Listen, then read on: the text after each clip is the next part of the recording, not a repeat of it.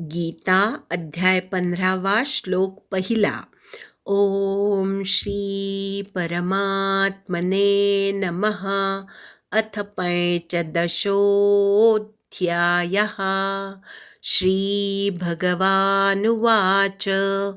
ऊर्ध्वमूलमधः शाखमश्वत्थं प्राहुरव्ययं छन्दांसि यस्य पर्णानि यस्तं वेद स वेदवित्. ओम श्री परमात्मने नमः. परमधला र पूर्ण म्हणायचा, श्री दीर्घ वेलांटी आहे. ओम श्री परमात्मने नमः. अथ पैच, प नंतर यचा उच्चार करायचा. पंचदशोऽध्यायः. शो वाढवायचा आहे अवग्रह असल्यामुळे आणि त्या अवग्रहावर आघात घ्यायचा. पंचदशोऽध्यायः. श्री भगवानुवाच. श्रीचा उच्चार दीर्घ वेलांटी असल्यामुळे दीर्घ आला पाहिजे. ऊर्ध्वमूल मधशाख. ऊ दीर्घ आहे, मू दीर्घ आहे. ऊ नंतर रफाराचा उच्चार. ऊर्ध्वमूल मधश, धच्या विसर्गाचा श म्हणायचा. शाख मश्वत्थम, म वर आघात घ्यायचा, श्ववर पण आघात घ्यायचा. हे जोडून म्हणायचं आहे. ऊर्ध्वमूल मधशाखम अश्वत्थम असे तिथे शब्द आहेत. जोडून म्हटलं की आपोआप तसं ऐकू येतं. थ वरच्या अनुस्वाराचा म म्हणायचा. ऊर्ध्वमूल मधशाखमश्वत्थम प्राहुरव्ययम. र वर आघात घ्यायचा, शेवटचा म अर्धा आहे. प्राहुरव्ययम. छंदांसी, डावरच्या अनुस्वाराचा उच्चार करायचा, सी पटकन म्हणायचा. छंदांसी यस्य पर्णानी. यस्य मधल्या य वर आघात, पर्णानी मधल्या प वर आघात. निरस्व आहे त्यामुळे पटकन उच्चार करायचा. छंदांसी, छ नंतर जो न ला द जोडलेला आहे तो अनुस्वाराचा न झालाय पुढे द आल्यामुळे, त्यामुळे ते जोडाक्षर नाही. छंदांसी यस्य पर्णानि यस्तं वेद स वेदवित्. यस्तं मधल्या य वर आघात, अनुस्वाराचा असा उच्चार करायचा. स वेदवित् अर्धा त आहे शेवटी, तेवढाच अर्धाच उच्चार करायचा त्याचा. ओम श्री परमात्मने नमः. अथ पंचदशोऽध्यायः. श्रीभगवानुवाच.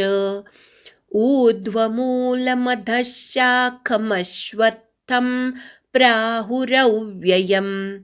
ऊर्ध्वमूलमधशाखमश्वत्थं प्राहुरव्ययम्. ऊर्ध्वमूलमधशाखमश्वत्थं प्राहुरव्ययम्. ऊर्ध्वमूलमधशाखमश्वत्थं प्राहुरव्ययम्. ऊर्ध्वमूलमधशाखमश्वत्थं प्राहुरव्ययम्. छन्दांसि यस्य पर्णानि यस्तं वेद स वेदवित्.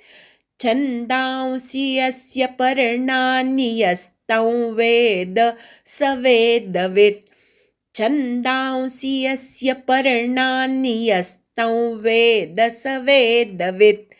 छन्दांसि यस्य पर्णानि यस्तं वेद स वेदवित्. छन्दांसि यस्य पर्णानि यस्तं वेद स वेदवित्. ओम श्री परमात्मने नमः.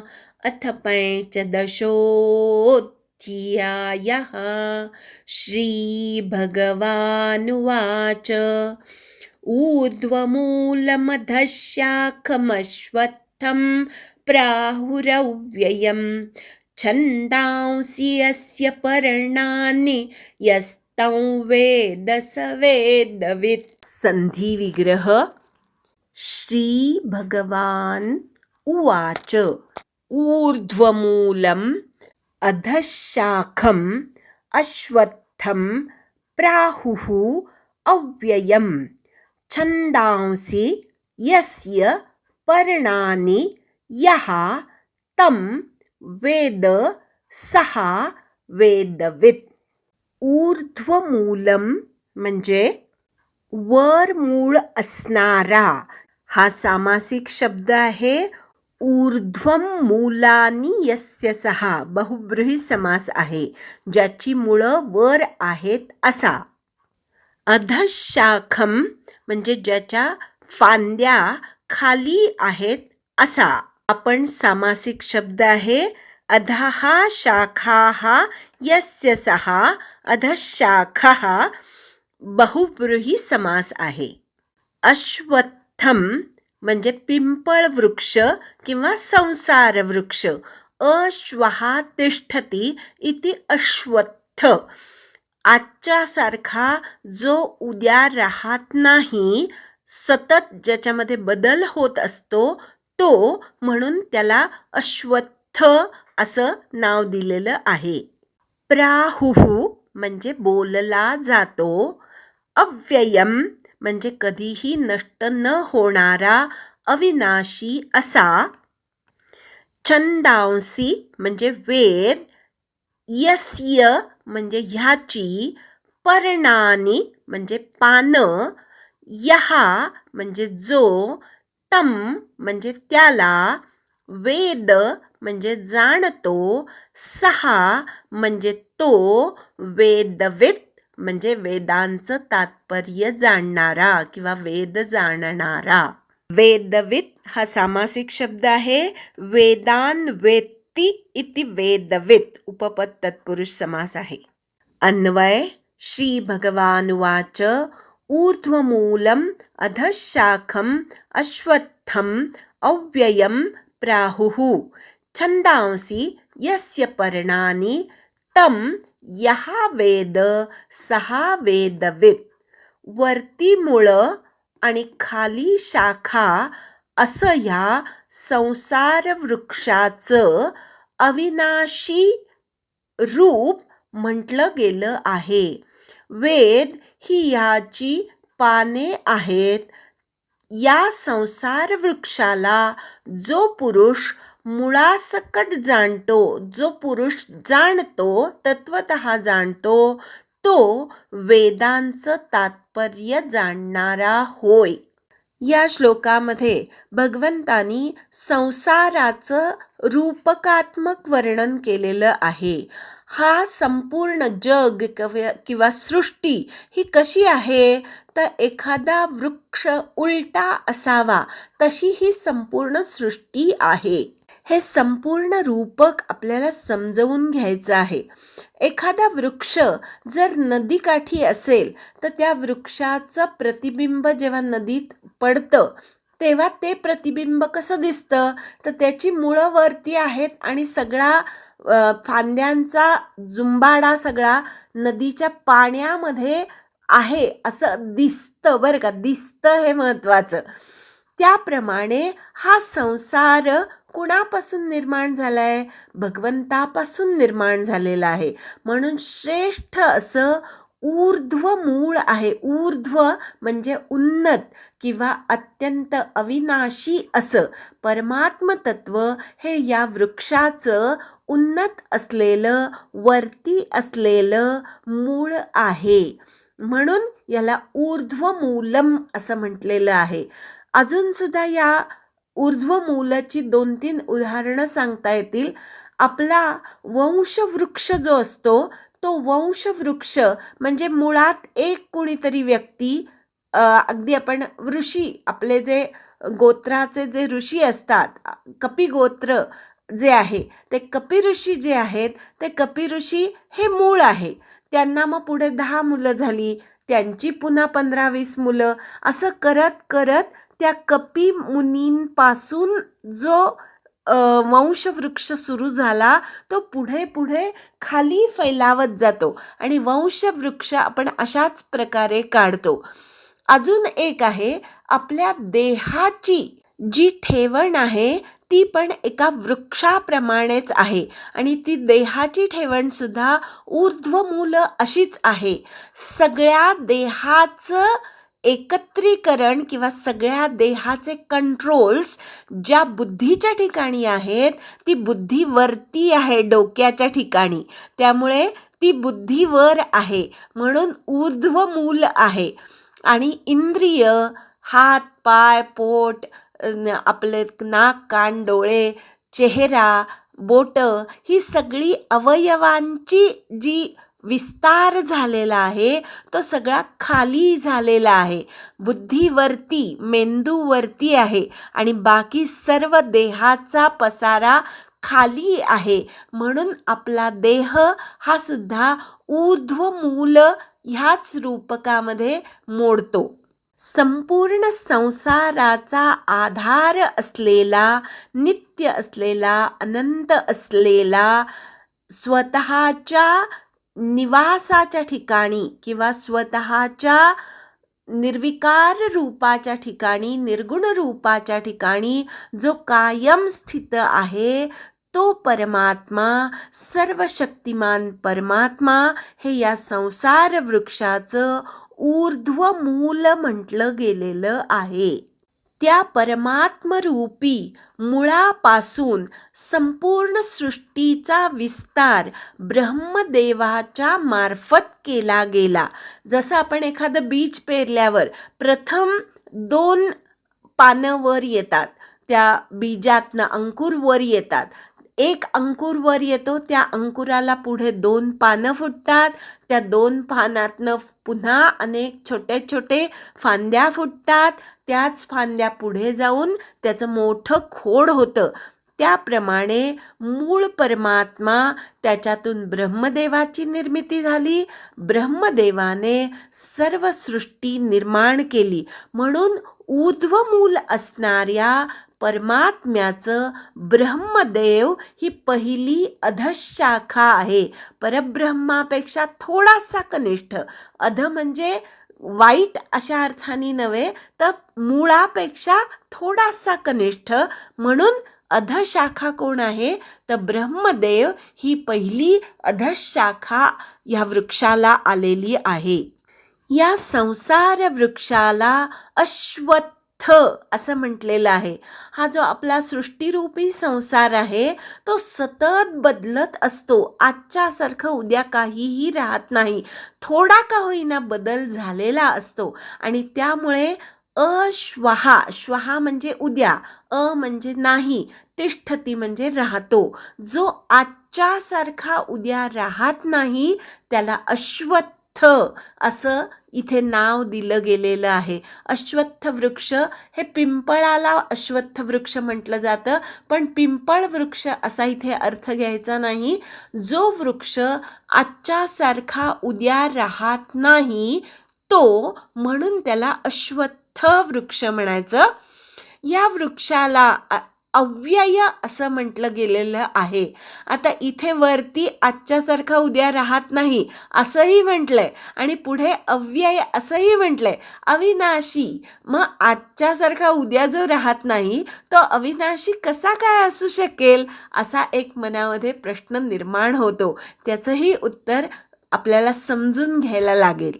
जेव्हा एखादा बदल अत्यंत घाईघाईने होत असतो तेव्हा तो झालेला बदल आपल्याला कळत नाही. जोरात फिरणारा, गरागरा फिरणारा भोवरा जणू काही स्थिर आहे असं आपल्याला वाटतं.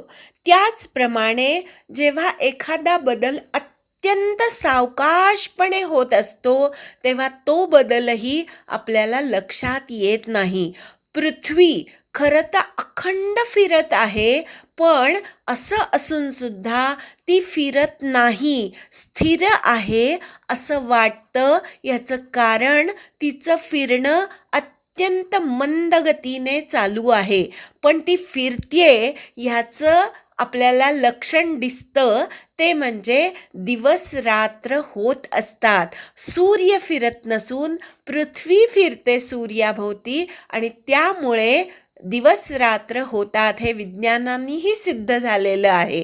अर्थातच जे बदल अत्यंत सावकाश होतात, ते बदल आपल्याला कळत नाहीत.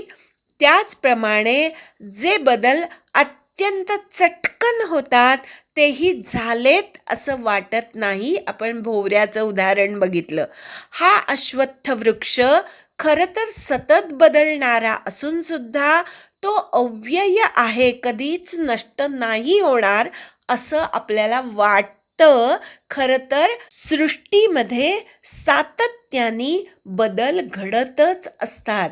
आपल्या देहामध्ये सुद्धा 7 वर्षामध्ये आपल्या देहातली प्रत्येक पेशी मरून नवीन पेशी निर्माण झालेल्या असतात. अर्थातच 7 वर्षांनी खरं तर आपला पहिला देह पूर्ण नष्ट झालेला असतो आणि दुसरा देह निर्माण झालेला असतो. पण हे अखंड चालू असल्यामुळे आपल्याला हा बदल कळत नाही. नदीचंही एक उदाहरण सांगता येतं. नदीचं पाणी अव्याहत वाहत असतं, पण आपण काय म्हणतो, फार पूर्वीपासनं ही नदी अशीच इथे वाहते आहे, नदीचं पाणी तेच आहे असं आपण म्हणतो. पण कित्येक वर्ष, प्रत्येक वर्षी नवीन पाणी असं ते नदीचं पाणी पहिलं जाऊन दुसरं तिथे आलेलं असतं. पण तो ओघ अखंड चालू असतो. त्यामुळे आपण म्हणतो काय, की गंगेच्या पाण्यामध्ये मी पाय धुतले, पण ते पाणी जे पूर्वी होतं ते पुढच्या क्षणाला टिकत नाही, ते पुढे गेलेलं असतं. पण आपल्याला वाटतं की तेच पाणी आहे. अशा प्रकारे हा वृक्ष सतत बदलत असून सुद्धा अविनाशी आहे, कधीही नाश पावणार नाही असा भासतो, भासमान आहे, वाटतं. हा शब्द जास्त महत्त्वाचा आहे. म्हणून भगवंतानी इथे प्राहुहू म्हणजे म्हटला जातो असा शब्द वापरलेला आहे. म्हणजे आपण म्हणतो या संसाराला की तो कधीही नष्ट न होणारा आहे. खरं तर प्रत्येक गोष्ट सतत बदलत असते. हे याचं अव्ययपण बोललं जातं किंवा म्हटलं जातं. खरा तो अव्यय नाही, तो सतत बदलणारा आहे. आता हा वृक्ष म्हटलंय संसाराला, मग त्याला पानं असायला पाहिजेत. मग कोण आहेत ह्या वृक्षाची पानं? तर वेद, छंद म्हणजेच वेद ही या संसार वृक्षाची पानं आहेत. आणि ही पानं जो जाणतो तोच या संसार वृक्षाला त्या वृक्षाच्या मुळासकट चांगल्या प्रकारे जाणतो. आता वेदांची पानं जाणायची म्हणजे काय करायचं? सगळे वेद जाणत बसायचं का? 4 वेद आहेत आणि ते सुद्धा, त्याच्यामध्ये सुद्धा खूप ऋचा आहेत. एकट्या अथर्व वेदामध्येच 10,000 श्लोक आहेत असं म्हटलं जातं. माझी संख्या मे बी चुकत असेल, पण एका वेदामध्ये इतकी वेदसंख्या आहे, श्लोकसंख्या आहे, तर 4ही वेदांना जाणायचं तेव्हा कुठे परमात्म्याला जाणायचं असं होईल. आणि शिवाय नुसतं जाणायचं नाहीये, तर त्या वेदांचा मूळ कर्ता परमात्मा आहे. अर्थातच वेदांना जाणण्यासाठी वेदांचा प्रवर्तक परमात्मा, त्याला सुद्धा तत्वतः जाणलं तर तो वेदवित म्हणजे वेद जाणणारा होईल. अर्थातच हे अत्यंत अवघड कठीण काम आहे. वेद या शब्दाचा अर्थ जाणणे. या संसार वृक्षाला त्याच्या मुळासकट आणि अधमुलासकट जाणून घ्यायचं असेल तर काय करायला पाहिजे? इथे जे पानं म्हटलेलं आहे, वेद ही या वृक्षाची पानं आहेत. मग पानामध्ये जी जी वैशिष्ट्ये असतात ती वेदांच्या ठिकाणी आहेत हे समजून घ्यायचं, तत्वतः जाणायचं. आता पानामध्ये काय काय वैशिष्ट्ये असतात? तर पानं हिरवीगार असतात, पानं अनेक प्रकारची असतात. पानं जेव्हा हिरवी असतात तेव्हा वृक्षाला घट्ट धरून ठेवतात. पानं प्रकाश संश्लेषण करून पूर्ण वृक्षाला जिवंत ठेवतात. त्या वृक्षाची वाढ करतात, त्या वृक्षाचं पोषण करतात. हे सर्व आपल्याला वेदांच्या बाबतीत जाणून घ्यायचं आहे. वेद ही संसार वृक्षाची पानं आहेत. वेदांमुळे आपल्याला कुणी काय कर्म करावं हे वेदांनी सांगितलेलं आहे. वेदांमध्ये ब्राह्मणांनी काय कर्म करावी, क्षत्रियांनी काय कर्म करावी, शूद्रांनी काय कर्म करावी, वैश्यांनी काय कर्म करावी हे सगळं सांगितलेलं आहे. आणि म्हणून वेदांच्या शिकवणीनुसार जेव्हा मनुष्य आणि इतर प्राणीसुद्धा आपापलं कर्म उत्तम करतात, तेव्हा हा संपूर्ण समाजरूपी वृक्ष उत्तम प्रकारे चालतो. ज्याप्रमाणे वृक्षाला पानं अनेक असतात, त्याप्रमाणे वेदांचा विस्तारसुद्धा अनेक श्लोकांच्या रूपाने खूप अव्याहत वाढतच आहे. वेद म्हणजे फक्त 4 वेद असा अर्थ नव्हे, तर प्रत्येक जीवाचं जे एक तत्वज्ञान असतं त्याच्यासाठी तो वेदच असतो. आणि मग प्रत्येक जीव हा एक एक नवीन वेद निर्माण करणारा असतो. त्यामुळे वेदांची पानं असंख्य आहेत. जशी झाडाची पानं असंख्य असतात आणि तरीसुद्धा नवीन नवीन पालवी रोज फुटतच असते, त्याप्रमाणे वेद ही संख्यासुद्धा ठराविक मर्यादित नाही, तर रोज वेदांच्या ऋचा स्फुरत असतात. आणि म्हणून वेदांची पानं, वेदरूपी पानंसुद्धा असंख्य पानं आहेत. पानं ज्याप्रमाणे विविध आकाराची, रंगाची, रूपाची असतात, त्याप्रमाणे काही पानं तर विषारीसुद्धा असतात. त्याप्रमाणे वेदांमध्ये जी कर्म सांगितलेली आहेत ती विविध प्रकारची आहेत आणि सगळीच कर्म करायला जायचं नाही.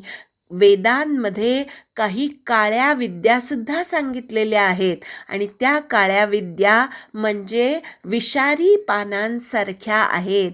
त्या पानांना स्पर्श करायला जायचं नाही, कारण त्या पानांना जर स्पर्श केला तर स्पर्श करणाऱ्याचाच नाश होतो.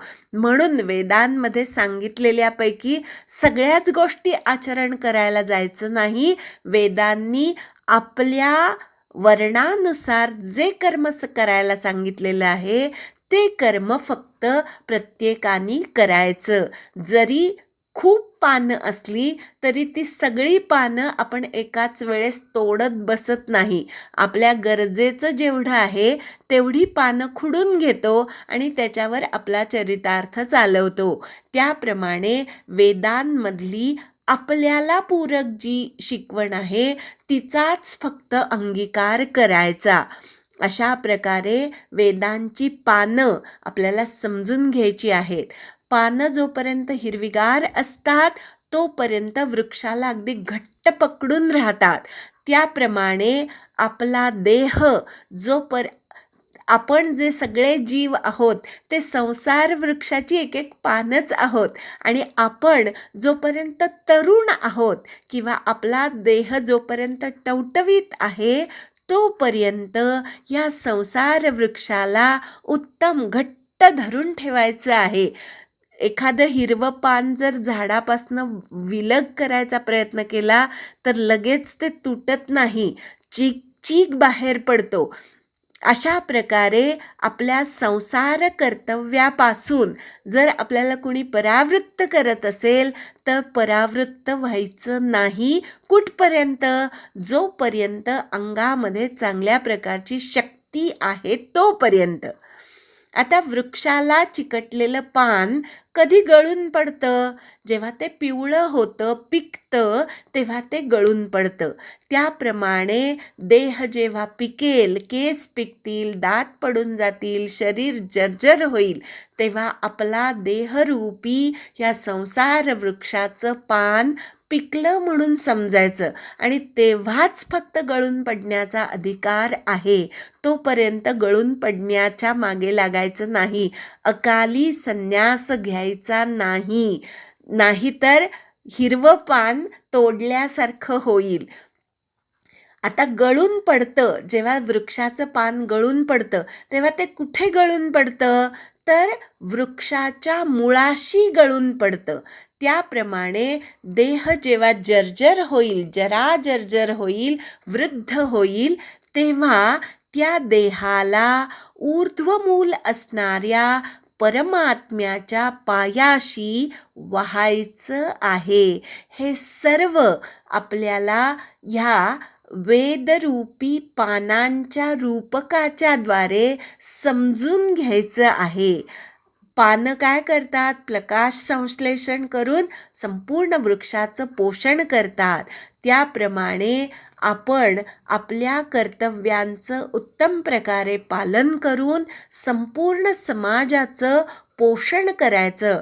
गृहस्थाश्रमावर बालकाश्रम आणि संन्यासाश्रम अवलंबून असतो. त्यामुळे गृहस्थाने सर्वांचं पालन पोषण चांगल्या प्रकारे होईल याची काळजी घ्यायची असते. वेदांच्या द्वारे कर्म काय काय करायची हे सगळं आपण समजून घेतलं, पण कर्मांमध्येच गुंतून पडायचं का? तर नाही. जेव्हा पान पिकतं तेव्हा त्याने गळून पडायचं आहे, स्वतःहून गळून पडायचं आहे. त्याप्रमाणे आपला देह जेव्हा जर्जर होईल तेव्हा स्वतःहून स्वतःच्या संसाराची आसक्ती कमी करायची आहे. आणि गळून कुठे पडायचं? तर ऊर्ध्व म्हणजे उन्नत अवस्थामध्ये असणाऱ्या परमात्म्याच्या पायाशी गळून पडायचं आहे. अशा प्रकारे वेदांना जाणून वेदांच्या द्वारे जो परमात्मा जाणून घ्यायचा, त्या परमात्म्यालाही तत्वतः जाणून जो घेतो तोच खरा वेदवेत्ता होय, असं या श्लोकामध्ये भगवंतांनी सांगितलेलं आहे. एकदा श्लोक म्हणूया आणि थांबूया. हा 15वा अध्याय हा अत्यंत गुह्य असा अध्याय आहे. रूपकात्मक अनेक गोष्टी या अध्यायामध्ये सांगितलेल्या आहेत. तसाच हा मुख्य पहिला श्लोक जो आहे तोही अत्यंत गुह्य असा श्लोक आहे. एकदा श्लोक म्हणूया आणि थांबूया. ओम श्री परमात्मने नमः. अथ पंचदशोऽध्यायः. श्रीभगवानुवाच ऊर्ध्वमूलमधश्चाखमश्वत्थं प्राहुरव्ययं छन्दांसि यस्य पर्णानि यस्तं वेद स वेदवित्. हरि ओम तत्सत्.